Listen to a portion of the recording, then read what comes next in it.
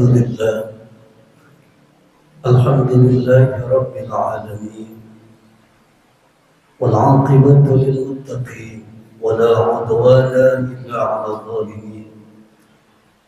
أشهد أن لا إله إلا الله وحده لا شريك له وأشهد أن محمدا عبده ورسوله لا نبي بعده. اللهم صل وسلم وبارك على سيدنا ومولانا محمد وعلى آله وأصحابه أجمعين. أما بعد، فيا أيها الناس أوصيكم عباد الله وإياي بتقوى الله، فقد فاز من اتقى وخاب من عصى. قال الله تعالى: أعوذ بالله من الشيطان الرجيم. يا أيها الذين آمنوا اتقوا الله حق تقاته ولا تموتن إلا وأنتم مسلمون. صدق الله العلي العظيم وبلغ رسوله النبي الحبيب الكريم والحمد لله رب العالمين. Ikhwanil a'izza yarhamukumullah, saudara-saudaraku yang dirahmati Allah Subhanahu wa taala. Dalam hidup ini kita ingin semua mendapatkan ketenangan dan ketentraman. Oleh karena itu senantiasa kita berdoa dalam setiap waktu dengan doa yang diajarkan Allah Subhanahu wa taala.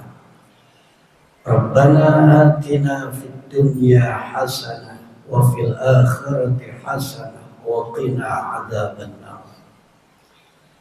Saudaraku, untuk mewujudkan doa ini, maka baginda Rasulullah sallallahu alaihi wasallam memberikan petunjuk dan arahan agar kita benar-benar mendapatkan kenyamanan, kenikmatan, bahkan kebahagiaan hidup kita yang sementara ini. Ada beberapa hal yang baginda Rasulullah SAW nasihatkan kepada kita agar kita tidak menjauhi mereka, agar kita tidak membenci mereka. Di dalam kitab Nasaihul Ibad, Imam Ibnu Hajar Al-Asqalani menyampaikan sabda baginda Rasulullah SAW. Kata baginda Nabi, man ahana khamsatan khasira khamsatan. Barang siapa yang meremehkan, tidak peduli, acuh kepada 5 kelompok manusia, khasira khamsatan, maka dia akan mendapatkan resiko yang tidak baik. Pertama, siapa man istakhaffa bil ulama khasiraddi. Siapa yang mengabaikan ulama, enggan datang ke majelis-majelisnya, tidak mau hinggah ke majelis-majelis ilmu dan majelis-majelis zikir, tidak peduli dengan nasihat-nasihat agama yang mereka sampaikan, khasiraddi, maka sungguh dia akan mengalami kehancuran di dalam agamanya. Saudaraku, agama itu diturunkan oleh Allah Subhanahu wa taala agar kita betul-betul menjadi manusia yang madani, manusia yang menjadi khalifatun fil ard, menjadi khalifah di muka bumi. Bagaimana kondisi mereka jika mereka mengabaikan pesan-pesan moral yang disampaikan para ulama, sedangkan ulama adalah warasatul anbiya, penyambung lisannya para nabi untuk mendatangkan kenikmatan dan keberkahan hidup di dunia. Maka ketika kita mengabaikan nasihat-nasihat mereka, enggan untuk mendapatkan petunjuk-petunjuk agama dari mereka, khasiraddin, maka yang terjadi adalah kehancuran di dalam agama kita. Salat kita makan 3 tidak karuan. La yubaluna min aina akhadul mal, yang pada akhirnya karena mereka tidak peduli dengan ulama, mereka pun tidak tahu bagaimana cara mencari rizki yang halal. Min aina akhadul mal amin haram atau min halal. Apakah rizki yang mereka dapatkan itu dengan cara yang halal atau yang haram, mereka tidak peduli. Kehancuran agama akan terjadi ketika kita tidak peduli terhadap para ulama, mengabaikan ajakannya untuk menuntut ilmu. Yang kedua, kata baginda Nabi Muhammad SAW, wa man istakhaffa bil umara khasira dunya. Barang siapa yang mengabaikan pemerintah, khasira dunya, maka kita akan mengalami kehancuran di dunia ini. Saudara-saudaraku dirahmati Allah Subhanahu wa taala, seburuk-buruknya pemerintah yang ada di bangsa kita ini, di negara kita ini, paling tidak kita masih dapat menghirup udara segar, masih dapat melaksanakan ibadah dengan baik dan nyaman, masih bisa mencari nafkah dengan baik. Namun ketika kita mengabaikan, tidak peduli, tidak kita acuh kepada mereka, mengabaikan mereka, maka kita sendiri akan yang celaka. Karena mereka punya kekuasaan, karena mereka punya kendali. Ketika kita betul-betul memboikot mereka, menjadi togut kepada mereka, menjadi pengkhianat mereka, maka yang terjadi adalah kita tidak akan mampu menjalankan roda kehidupan. Bagaimanapun roda kehidupan ini berjalan dengan baik manakala dua kelompok manusia, ulama dan umaroknya bersatu padu, sinergi untuk bisa mensejahterakan masyarakat ini. Sinfani minan nas, idza suluha suluhan nas, wa idza fasada fasadan nas, al-ulama wal umar. Dua golongan manusia, apabila dua golongan ini baik, maka baik semuanya. Apabila dua golongan ini tidak baik, maka akan hancur seluruhnya. Maka kita sebagai rakyat tetap kita berpedoman kepada baginda Rasulullah SAW. Selama kita dapat beribadah dengan baik dan nyaman, maka tidak ada alasan buat kita menjadi pengkhianat bagi pemerintah-pemerintah yang kita pilih. Kemudian saudara-saudaraku, yang ketiga kata baginda Rasulullah SAW, wa man istakhaffa bil jiran khasiral manafi'.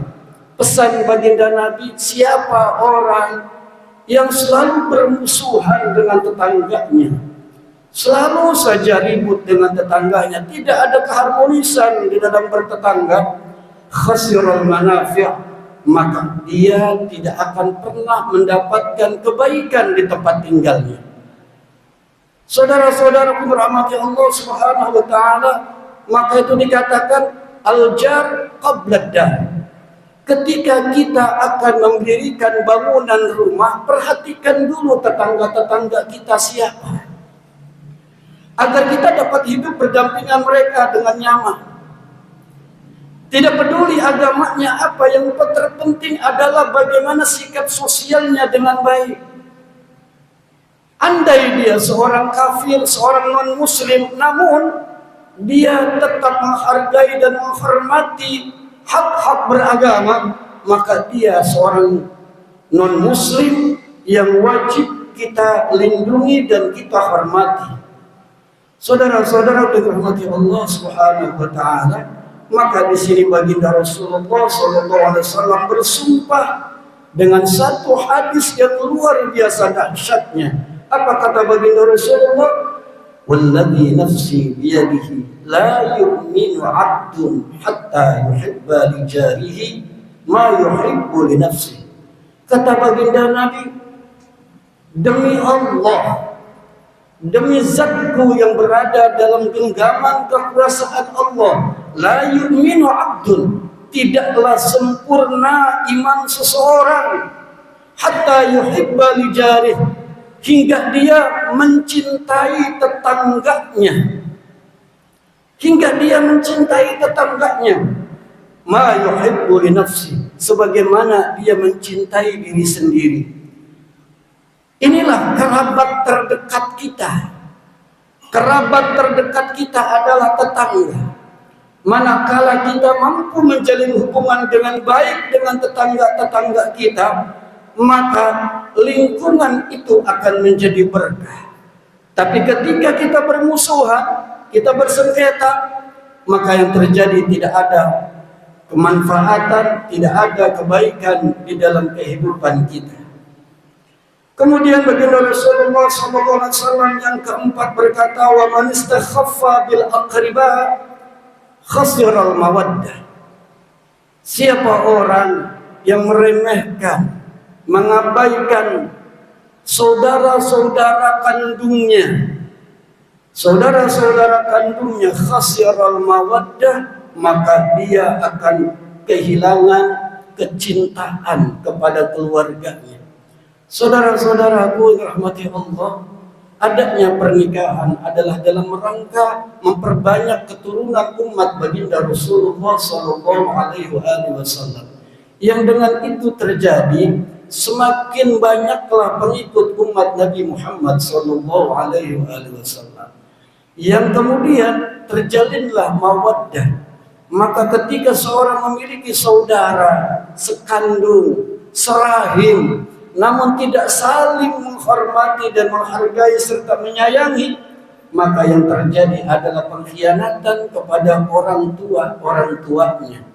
Saudara-saudara yang dirahmati Allah Subhanahu wa taala, maka itu dikatakan oleh baginda Nabi, wa man istakhaffa bil aqriba khasiral mawaddah. Maka orang yang mengabaikan, tidak peduli terhadap saudara-saudara kandungnya, maka dia akan kehilangan kecintaan dari saudara-saudaranya.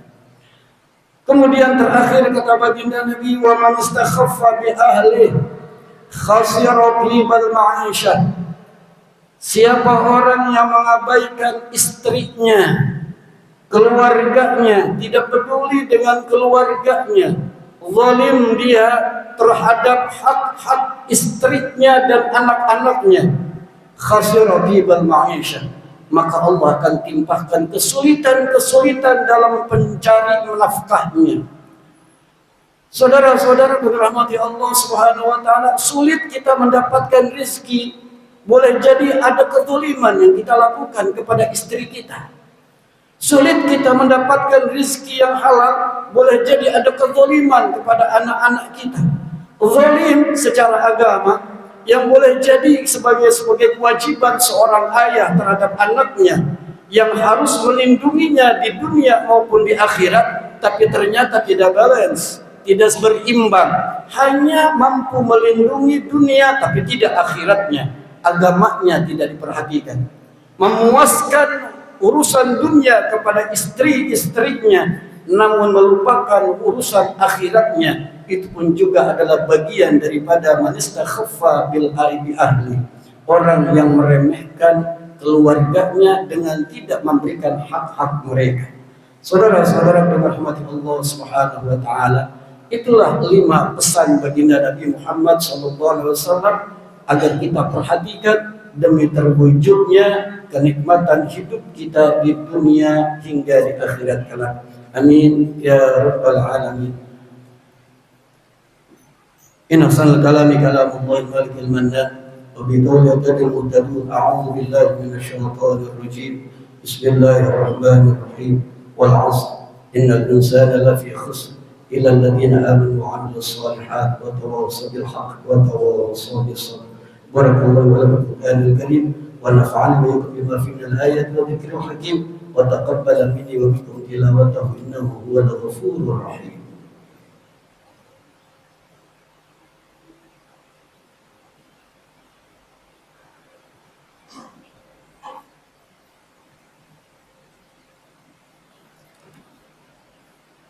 Alhamdulillah hamdan katsiran kama amar. Asyhadu an la ilaha illallah wahdahu la syarika irghaman liman jahada bihi wa kafara. Wa asyhadu anna sayyidana Muhammadan abduhu wa rasuluhu sayyidul khalaiqi wal bashar. Allahumma salli wa sallim wa barik ala sayyidina wa maulana Muhammadin وعلى آله وأصحابه أجمعين أما بعد فيا أيها الناس اتقوا الله وافعلوا الخيرات واجتنبوا عن السيئات إن الله وملائكته يصلون على النبي يا أيها الذين آمنوا صلوا عليه وسلموا تسليما اللهم صل وسلم وبارك على سيدنا محمد وعلى آله وأصحابه أجمعين وعلى التابعين وعلى تابع التابعين ومن تبعهم بإحسان إلى يوم الدين ورد اللهم عنا عنهم برحمتك يا أرحم الراحمين اللهم اغفر للمسلمين والمسلمات والمؤمنين والمؤمنات الأحياء منهم والأموات إنك سميع قريب مجيب الدعوات اللهم اجعل بلدتنا هذه وبلدان المسلمين عامة بلدة طيبة تجري في أحكامك سنة رسولك يا حي يا قيوم ربنا آتنا في الدنيا حسنة وفي الآخرة حسنة وقنا عذاب النار عباد الله إن الله يأمركم بالعدل والإحسان وإيتاء ذي القربى والشركة والبر يعظكم لعلكم تذكرون واذكركم واشكروا على نعمه يزدكم وصلاتكم إلى ذكر الله أكبر. أقيموا الصلاة.